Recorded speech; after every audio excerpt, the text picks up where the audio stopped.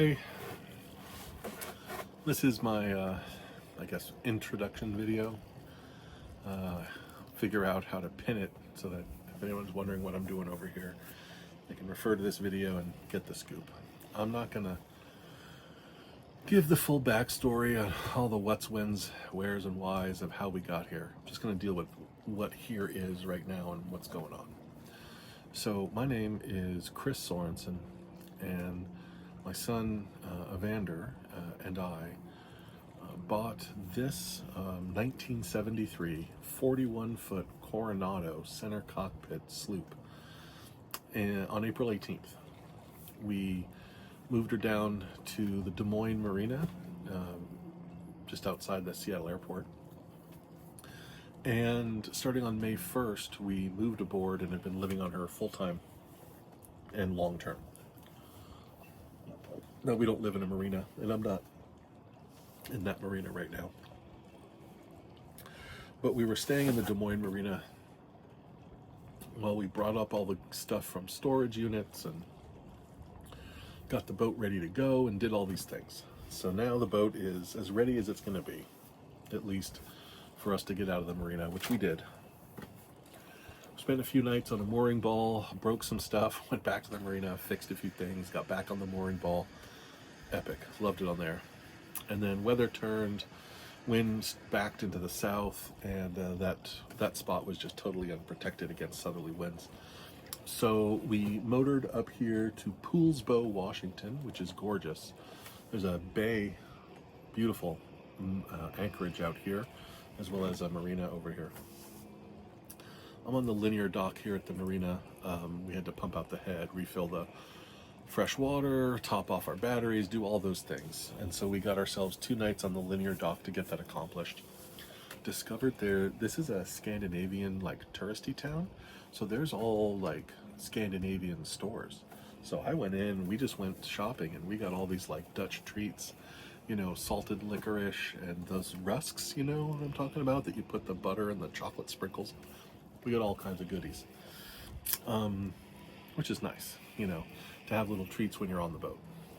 But can't afford it. It's $80-something a day just to be here. I cannot afford that at all. So we're going to leave in the morning, and we're going to be anchored out with these other boats. I don't know if you can see them out there. Well, there's a ton of boats anchored out in the bay. Apparently, it's a mud bottom, which holds the anchor really well. And so today's Thursday, and in Washington, all the marinas, of course, fill up for the weekends. All the yacht clubs are doing stuff. So my plan is to anchor for the next 3 nights, Friday, Saturday, Sunday. And then on Monday, we're going to motor up to Port Townsend, get 1 or 2 nights on the dock there, because from there we can refill our propane within walking distance. And there's a Safeway within walking distance. And so we're going to go up there and refill our propane and get enough water and propane on board that we could maybe avoid having to come to shore for a week, and then go out and start anchoring. I also need to learn how to sail. I mean, I can sail a small sailboat. I have sailed sunfish and lasers and all kinds of, like, little, just little boats. The kind of boat where you go as fast as you can till it flips over, then you flip it back over, get back in it, and sail it like that again. But that's not how you're supposed to sail a 40-foot boat that displaces 10 tons of water and has everything you own in it. The last thing I want to do is flip this over or even get heeled all the way over to one side. I want to be a nice, stiff, upright boat that doesn't go very fast, but is very safe and keeps all my stuff safe. So there's still work that I have to do to the boat to get it to that point. There are reefing points on the mainsail, but no reefing lines have been run. I need to figure that out. I have to buy a water maker. Jesus, they're so expensive, but I got to do it. We have to be able to make fresh water. I have to install the solar panels. I just have a ton of work. So the plan is, Evander and I are going to spend, what is it now, June something. It's beginning of June. We're going to spend the rest of June just learning how to sail this big-ass boat and gaining confidence and competence in our handyman abilities and fixing things and rigging things and doing things that the boat needs done, as well as sailing it. In July, we're both going to deal with passports. He has to go up to Canada to deal with his. I have to go down to Oregon to deal with mine. And I'm hoping that in July we can get my two youngest kids to come for an extended visit. Uriah and Satori, they're Evander's younger brother and sister, and they'll be out of school, so they could come maybe for a week or something, stay on the boat. We'll cruise around, show them some fun. And then my oldest, Sterling, he's in his 20s and has a job and stuff, so he can't come for weeks, but maybe he could come for an extended weekend and see the boat and check things out. Our hope is to do all of those things in July, so that by August, we are really just focusing on sailing. Doing some more challenging sailing, like up around the San Juan Islands, places that have a strong current, places where it's challenging to anchor. Like, I want to start pushing things a little bit, getting our skill level up, so that by the end of August, we can participate in this boat rally called the Coho Ho Ho. That'll take you a big group of boats. They all kind of go down to San Diego. Now, that's a hell of a passage. And that'll be great, because I need to get to San Diego. And then I want to take the Baja Haha, which is another boat rally that goes from San Diego down to Los Cabos. And the nice thing is the Baja Haha arranges all of the like immigration stuff for you. It's like easier to check in, less hassle, less time spent. And then it all ends with a big party down in Cabo San Lucas.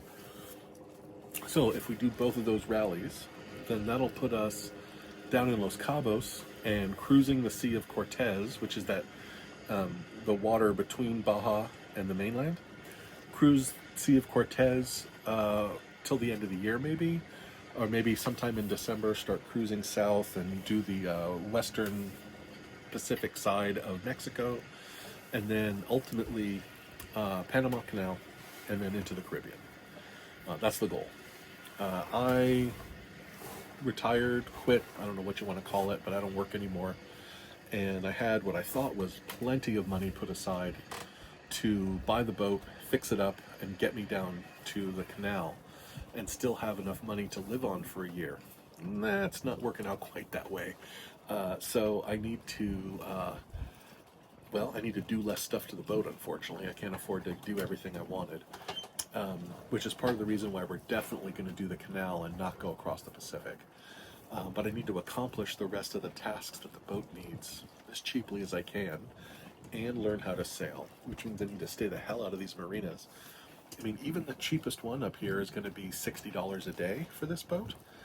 I mean, it doesn't sound like a lot of money, but it adds up. $60 a day plus $5 a day for electricity, plus you're on shore, money just flows out of you. So the plan is practice sailing, practice anchoring, fix things, install things, gain confidence and competence at being the boat guy, and then get down to the Mexican cruising grounds and then into the Caribbean. Evander, he's my 18-year-old son, or he'll be 18 by the time we get to Mexico. He and I are committed to be on this boat long term, years and years. We're going to try and come up with some kind of income stream while we're doing that. I don't think YouTube is going to provide it. These videos are really mostly to create a document for myself and for the children of mine that are not with me on the boat, to see what we're doing and let them kind of experience it with us. I'm going to miss them a lot, you know, and but I can't not go. We're doing this. This is happening.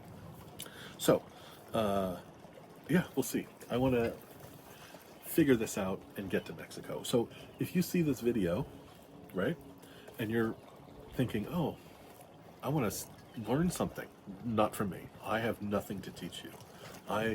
The only way you can learn something from me is to watch what I do and do something different, do it differently. I mean, you can watch me make mistakes and learn from those, I suppose, but I don't know the right way to do anything. I am a talker. My whole career has been based on I talk to people. I'm a salesman, I'm a marketing person. That's what I do. I don't operate machinery or tools or anything other than my vocal cords and my brain. So if you want to see me stumble along and try and figure this out, be welcome. Come along for the journey. Yeah, this is it. I spent, I don't know how long, less than a year, but I spent several months with the dream started sort of forming in my brain while I was on the road working. I used to drive 3 out of every 4 weeks doing sales for, anyway. And I would start watching these sailing videos and just, oh, like I've always wanted to go to the Marquesas. I've never been there. I've been to other parts of the South Pacific, but I've never been to the Marquesas. I've never been to French Polynesia. I've been to Guam. Like I've been to some Micronesia stuff, but it's always been a dream. And so I went through a lot of these videos and watched some channels, and I couldn't take it. I couldn't just dream it and not do it. So this is me doing it. Yeah, so for better or worse, that's what you got going on here. All right. Thank you.